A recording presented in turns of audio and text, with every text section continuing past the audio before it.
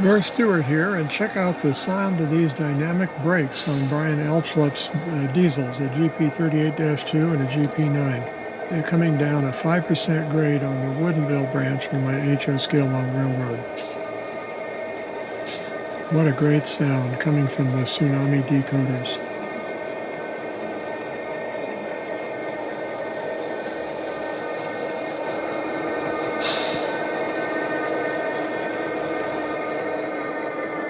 And now he's shutting it off, and you'll hear the regular engine sound spool up.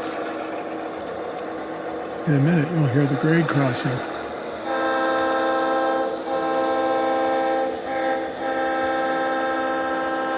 For more of this, catch my long-form video on this entire movement that's also posted on my channel. For now, this is Burr Stewart, wishing you much fun with trains.